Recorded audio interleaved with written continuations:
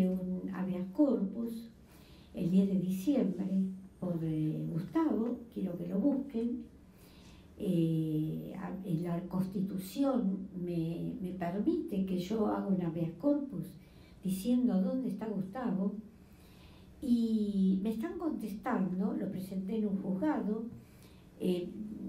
estuvieron entre que lo rechazaban, después lo archivaron el juez, después tuvimos una audiencia con gobierno, fiscales, gobierno a través de un abogado del gobierno del Estado y otro de la Secretaría de Derechos Humanos. Cuando el muchachito que vino de la subsecretaría me vio que yo estaba tan decidida que no había posibilidad de impedírmelo, me dijo así, me hizo así, me dijo: ¿qué querés, Nora? ¿Los huesos de tu hijo? Así, pobrecito, está en la Secretaría de Derechos Humanos, pobrecito. Bueno, entonces yo dije: no, quiero a mi hijo, búsquenlo. Así. Bueno, ahora me siguen contestando tantas barbaridades, algún día te lo voy a llevar, Nina, tantas barbaridades como que una de las frases que me ponen, que es repetida de la época de la dictadura, habla de la solución final. Gravísimo. Ahora, en esta nueva respuesta, me ponen por delante las leyes de la desaparición forzada, de la reparación económica. Es que a mí la reparación económica, que cobró desde luego mi nieto y mi nuera, como corresponde, no me impide a mí buscar a mi hijo. La desaparición es un delito permanente, imprescriptible, no puede ser amnistiado y sigue día por día. Entonces no me pueden contestar con dos leyes. Así que se ve que pobrecitos tienen que hacer un curso de derechos humanos y tienen que informarse bien. A todo esto, el que me tiene que contestar es el juez, no la subsecretaría, desde luego. Eso también, el camino mío, yo rechazo todo lo que me dice la Secretaría de Derechos Humanos porque quiero que sea el juez que me conteste. Entonces, ahí seguiremos, ¿no? Ellos saben que yo el habeas corpus no lo hice ni para hacerlo mediático, ni para jorobar a nadie, sino porque yo no me quiero morir sin saber qué pasó con mi hijo. Así, sencillo. Quiero que me digan qué pasó con mi hijo y que me lo busque el Estado. El Estado terrorista se lo llevó y el Estado de Derecho tiene que buscarlo. En el 73 se lo llevan preso a mi hijo, hasta dónde la dictadura dejó huellas y hasta dónde quienes tuvimos que ver y pasamos por esa etapa y tuvimos que alternar con el Servicio Penitenciario Federal en las cárceles. Yo personalmente tuve que alternar con Nicolaides, que fue uno de los presidentes, cuando todavía no era presidente, estaba en el Estado Mayor Conjunto. Tuve que ir a pelearme con él por razones de salud de mi hijo, porque no le estaban dando médico, y paradojalmente me recibían. Esto es lo interesante, que me recibían. Y además tengo que recordar cómo lo encontré a mi hijo, cómo lo vi, cuando habiéndoselo llevado después del ocupamiento de Sanidad, del cual él participó, estuvo desaparecido una semana. Entonces me decían que se había fugado.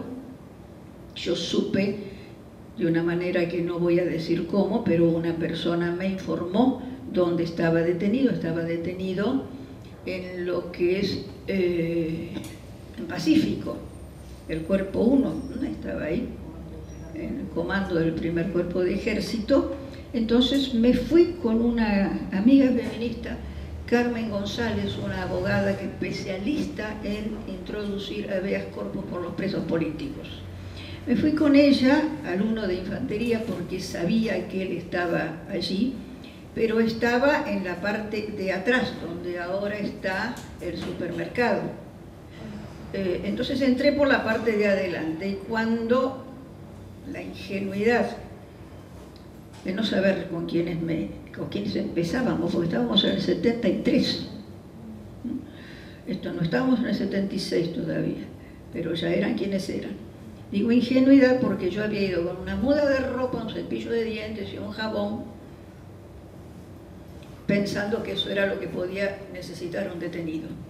Entonces, cuando entro en el primer retén, por supuesto, el muchacho que estaba ahí con su fusil me dice, no señora, no, yo que sí, la abogada Carmen, que era muy pesada, que sí, que queremos entrar. Y en ese momento ingresa un auto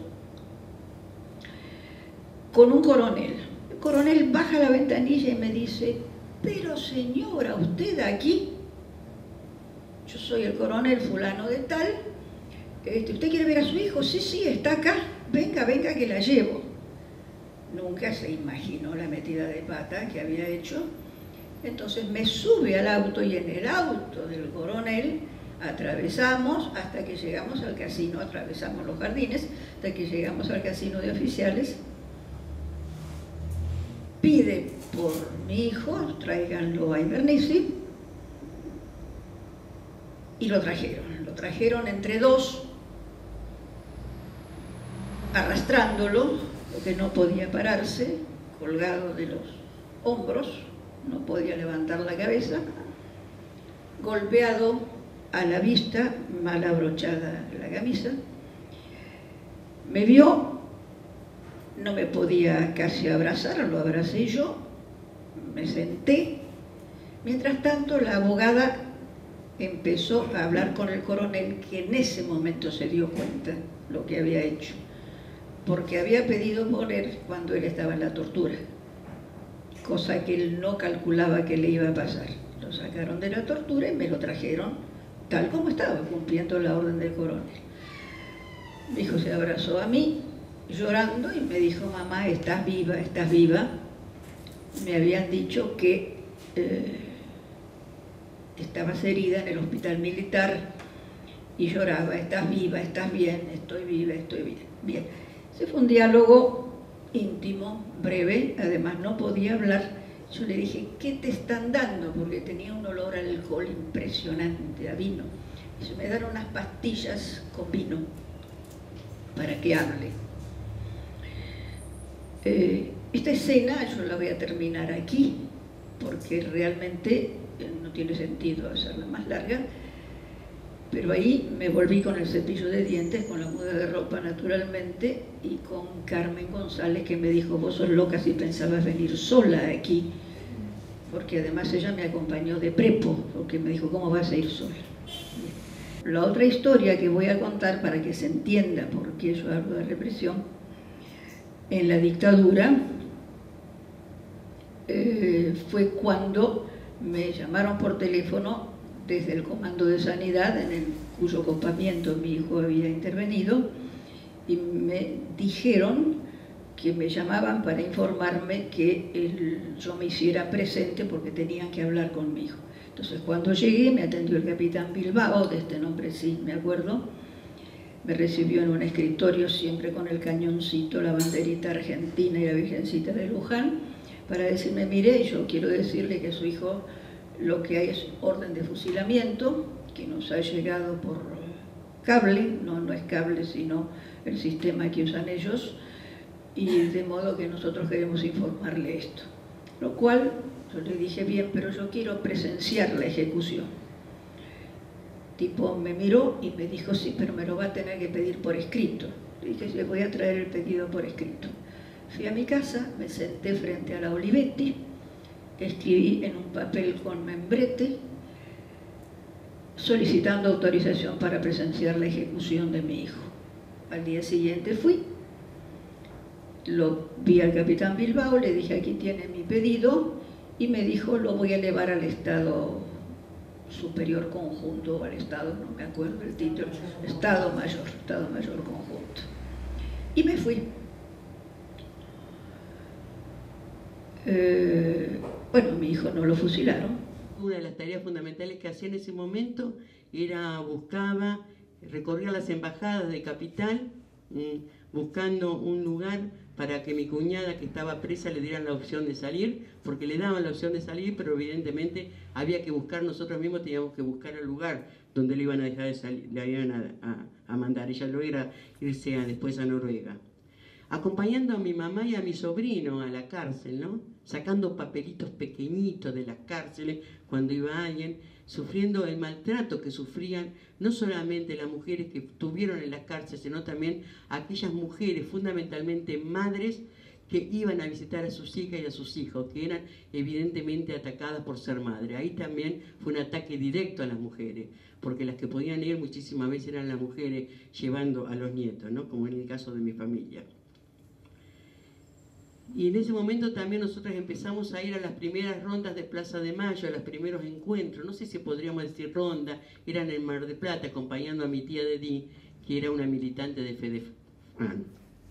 Habían aprendido exactamente las mismas estrategias de crueldad, de maltrato, y las aplicaban en las cárceles cuando nos requisaban del peor modo posible, rompiendo todo lo que llevábamos para los presos delante nuestro, como por ejemplo, buscando drogas, abrir los fideos así y partirlos, como si adentro de los fideos, que no eran fideos espaguetini con agujerito, partir los budines hasta dejarlos hechos migas, y además revisarnos genitalmente con el mismo guante a 5 o 6 mujeres, como fuera. Esto era particularmente Villa Devoto, no en otras cárceles.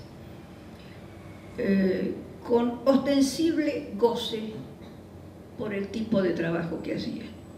Aprendimos también de las madres de Plaza de Mayo que ya estaban luchando. Cuando nosotras estábamos desaparecidas en los campos, salimos y la primera imagen que teníamos era las madres dando vuelta los jueves en Buenos Aires y los miércoles en La Plata. Nosotras, a pesar de que yo estaba todavía en dictadura y ya iba a las marchas, es decir, escondida, por supuesto, clandestina, pero me acercaba a las madres, empezábamos a denunciar. El movimiento de derechos humanos, que surge también en ese momento, entretejió en la medida de lo posible un espacio de participación, contención y resistencia al terrorismo del Estado. Y aquí aparecen con fuerza el tema de las madres de Plaza de Mayo, que resignifican la maternidad. Bueno, una cosa que ha venido muy trabajada del movimiento feminista y que ha sido interesante, que le hemos pedido una vuelta, ¿no? Bueno, hoy tendríamos que recordar, cuando mencionamos a las madres de Plaza de Mayo, recordar a la compañera Laura Bonaparte, que lamentablemente murió ayer. ¿No vino la Comisión Interamericana? En el 79. Claro. Después ellos dijeron que los únicos que le habían dicho en la Argentina la realidad de lo que estaba pasando eran las madres de Plaza de Mayo y la Confederación Socialista de Alicia Poró.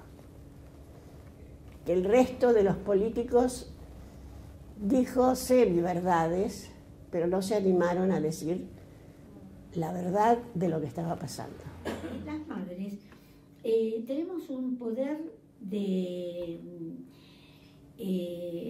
transformar lo que sería duelo, que el otro día vino un joven investigador a hacer una investigación conmigo sobre el duelo. Le dije, ¿qué duelo? Porque nuestros hijos e hijas están desaparecidos. No hay duelo, hay búsqueda, hay lucha. Que aparezcan, que nos digan dónde están. Entonces, medio se desconcertó. Le dije, nosotros, los primeros psiquiatras y psicoanalistas que nos vinieron a ayudar, pero ellos hicieron su campaña, de un partido político, pero bueno, ¿qué vamos a hacerle? Y nos hablaban de duelo, y nosotros le enseñamos que acá no hacíamos duelo. Nosotros buscamos, nos transformamos en luchadoras, ¿no? Y salimos a pelearla. Y no nos volvimos locas, que era lo que quería la dictadura, justamente porque salimos a pelearla. Y yo les digo que teníamos dos frentes, porque eran los milicos y el hogar. No era fácil. que la familia nuestra entendiera. Hicimos sufrir mucho. Yo tengo otro hijo, Marcelo, y yo ahora reconozco que lo hice sufrir mucho porque él no entendía que su madre era de la mañana a la noche, salir a la calle a pelear y a buscar, y él me necesitaba también, y era un joven, un adolescente, y bueno, muchas madres produjimos adentro del hogar un dolor, una también búsqueda de esa madre que salió de la mañana a la noche, y bueno, son víctimas de la dictadura, es lo que yo les digo, ¿no? No lo hicimos porque quisimos ni por desamor, no había otra, si no esto hubiera quedado tapado para siempre. Entonces, pero bueno, uno después a veces tiene como una carga pesada, después trata de ver si, bueno, de alguna manera se puede reponer esa historia, ¿no? Así que, pero eso es así, son los pasos de la dictadura. Además, dentro de la criminalidad y de la infamia, se llevaron a las madres que buscaban a sus hijos y sus hijas. Se llevaron a Azucena, a Mari, a Esther, ahora no me acuerdo los nombres de la mamá de Anguita, bueno, hay 6 madres de hijos que estaban presos y que fueron también desaparecidas. El delito era ir a visitar, sostener a los hijos. Desde luego que esas madres, si ustedes leyeron La madre de Gorky, habrán visto esas madres tímidas, ingenuas, que a veces se llevaban un caramelito en una muela, en el dobladillo del tapado. Eran esas madres de esas historias que vienen de lejos y molestaban entonces a la dictadura. Pero llevarse a las madres que cuidaban y que buscaban a sus hijos y que acompañaban a sus hijos presos fue el otro gran delito. Entonces esto no tiene olvido ni perdón. Así que por eso vieron que este camino es escabroso. Vamos como los caballos de montaña, así, ¿no? Hay logros, sí, hay que reconocer. Lo que pasa es que los logros no nos tienen que tapar lo que tenemos que seguir denunciando, porque si no seríamos muy crueles. Porque nosotras tenemos un compromiso, las madres, de recoger las banderas de lucha de nuestros hijos, de nuestras hijas. Y era la justicia social, era un país con avances en la defensa de todos los derechos humanos. Y ahora se violan derechos humanos. O sea, en este momento, porque el Estado está violando, solo el Estado viola los derechos humanos. Pasó en muchos hogares que los hombres se encontraban como separados, ¿viste? Pero no es que no sufrieran, porque yo le digo que los hombres sufrieron más que nosotras, los padres, porque nosotras teníamos la catarsis, íbamos, gritábamos, puteábamos a los militares adentro de los cuarteles y salíamos. Ellos no hubieran podido jamás, a ellos los hubieran fusilado en la Plaza de Mayo. Con nosotras, bueno, no lo hicieron porque seguramente hubiera sido un costo muy grande, ¿no? Digo yo. Así que por eso, bueno, por eso yo ya lo dije, que desaparecieron, que fue el otro delito tan grande. A las primeras madres nuestras, pero anterior a que desaparecieran a nuestras madres ya organizadas como Madre de Plaza de Mayo, desaparecieron a las madres de los presos políticos. Así que fue todo un proceso terrible, ¿no? Molestábamos y las madres les molestaban mucho, les seguimos molestando. Cuando empezó la dictadura cívico-militar religiosa, algunas mujeres no nos querían a las madres. porque íbamos a la plaza a enfrentar esa buena dictadura, tierna, de Videla. ¿Se acuerdan? Los cuervos y las palomas. Bueno, entonces había ciertos partidos que decían, bueno, esta dictadura no es de las malas, hubiera sido peor con otra gente. Bueno, entonces no nos querían mucho y nosotros nos sentíamos que nos costaba insertarnos así en los grupos de mujeres. Pero bueno, nosotros éramos tan obsesivas con la lucha y seguíamos, ¿no? Hasta que, bueno, no todas las madres empezaron a entender el feminismo. Había algunas madres que habían estado más involucradas, René Eppelbaum, por ejemplo, una gran compañera, y ella era una mujer muy inteligente y ella solía estar bien involucrada, ¿no? Otra que también estaba, la Laura Bonaparte, que también, pero después las otras madres les costaba mucho, ¿no? Entrar en el tema del feminismo.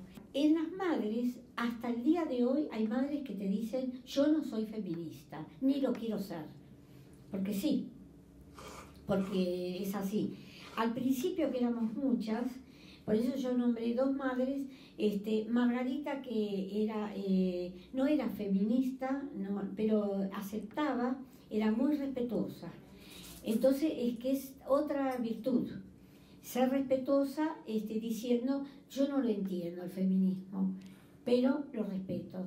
También es un valor muy grande, porque con ella podíamos hablar.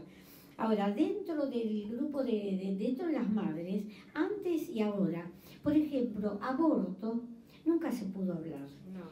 Porque hay muchas madres católicas que entienden la religión a su modo, no entienden el derecho de la mujer de decidir sobre su cuerpo, y le parece que la iglesia les metió, ahora yo no creo que tanto, pero le mete el problema de que el aborto es un crimen y hay todavía, ¿no?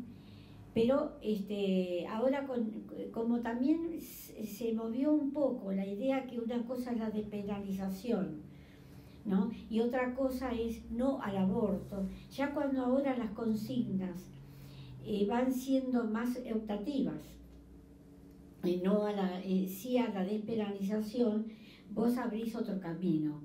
Entonces, bueno, por eso cuesta menos. Pero antes, en un momento, tuvimos que decidir que las que estábamos a favor teníamos que tener libertad. No podía haber una tiranía. No, acá este grupo no pide la despenalización, no dice, no habla de aborto. Y bueno, ese es el otro. Y entonces empezamos a tener esas divisiones de concepto, de pensamiento.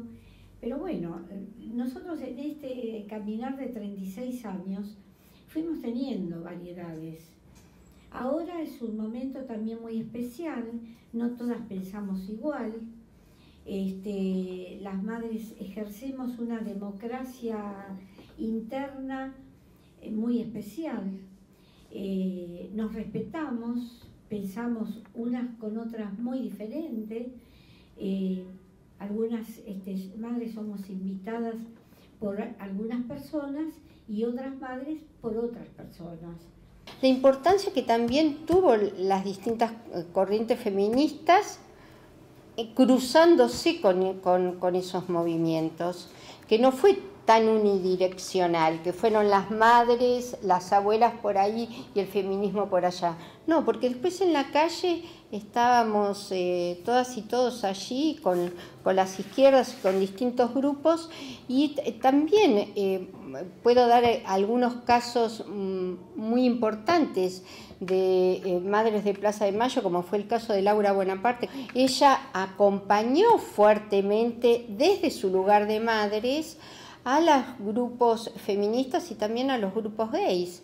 Esto es muy importante. Ella hacía articulaciones entre unos y otros. Esto es muy interesante. El caso de Nora Cortiñas también, que ahora nos acompaña en toda la lucha por el aborto. Laura Bonaparte desde el inicio fue la que fue instalando también el debate del aborto. Y bueno, y tantas otras madres que hicieron intersecciones, entraron en diálogos con otros movimientos. En junio del 2004, en una tarde, yo estaba en General Mosconi, en la provincia de Salta, dispuesta con mi grabador a llegar a una sede donde me esperaban algunas mujeres, o yo suponía que me esperaban algunas mujeres, para ser entrevistadas por mí en mi intención de construir una historia de la participación de las mujeres en la organización, en el nacimiento y posterior desarrollo de los movimientos piqueteros en la Argentina. Entonces, mi idea era trabajar con las mujeres de Salta y con las mujeres de Neuquén, que habían pasado buena parte de sus vidas atravesadas por la presencia de YPF en esos espacios. Y de aquí que cuando llego, me encuentro que hay un grupito de mujeres, una de ellas la conozco, es la que me va a presentar, la que me había... la historia oral es una historia de encuentros, es una historia de contactos. Una de ellas me mira y me dice: ah, flaca, ¿qué haces? Vení, ¿nos podés ayudar? Estamos tratando de hacer una filial de las Madres de Plaza de Mayo. Y entonces lo que ellas me dicen es que querían constituir una filial de las Madres de Plaza de Mayo en General Mosconi para pelear contra las cuestiones de violencia que se vivían en la comunidad, para discutir por los derechos de las mujeres, para plantearse relaciones autónomas con los varones de la UTD. Y esto cada vez me resultaba más sorprendente, porque, digamos, me parece, ellas terminaban en su propia experiencia sumando dos tradiciones. Una, la de las madres, a las que habían conocido. Las habían conocido en 2001, en junio, cuando frente a una represión feroz que se desató en un corte de rutas, Eve y un grupo de madres aparece en General Mosconi y enfrenta a la infantería de Gendarmería Provincial que quiere ingresar al pueblo. Y la imagen que Eve deja en esa población es que cuando aparecieron las madres, los gendarmes se asustaron y no entraron. Y ellos y ellas que estaban ocultos, tratando de salir de la situación de persecución, vuelven a salir, como me dijeron, de abajo de la cama, a enfrentar codo a codo con las madres a los gendarmes. Ese relato no lo supe porque si me lo contaron ellas. Ellas me contaron con detalle, con orgullo, con animación, con alegría, ese ambiente en el cual se habían encontrado con las madres. Ellas me hablaron de las madres. Y en ese hablarme de las madres, habían hablarme casi, diría, perdón, ¿no? Si es demasiado quizás apresurado, pero voy a explicar por qué. Habían hablarme de feminismo. En verdad, ellas estaban juntando, como les decía, dos tradiciones de lucha que subterráneamente habían llegado de una geografía y una historia y un proceso absolutamente diferente, ¿sí? Donde ellas resignificaron en su propia experiencia y a partir de su propio presente ese pasado. Porque las madres, ¿sí?, eran las madres, en tanto habían politizado la maternidad, enfrentándose al Estado en su fase, si se quiere, de mayor ferocidad. Eran esas madres en condiciones de volver su maternidad biológica en una maternidad política y colectiva, las que de alguna manera amparaba y significaba un paraguas en la experiencia de luchas de ellas, que también eran madres de otro tipo de desaparecidos en los censos, de desaparecidos del mercado de trabajo, de desaparecidos de los intereses de los del gobierno nacional, de los desaparecidos de los que victoriaban por las privatizaciones de las empresas. Es decir, había un borramiento de un conjunto de seres humanos que eran sus hijos también. Pero el logro de los juicios es una riqueza nuestra, porque costó años y años de movilización popular, años de calle no solamente de las madres, los familiares, los organismos, de un pueblo que nos acompañó y de una juventud que fue asomando a esta búsqueda de la verdad y la justicia al lado nuestro.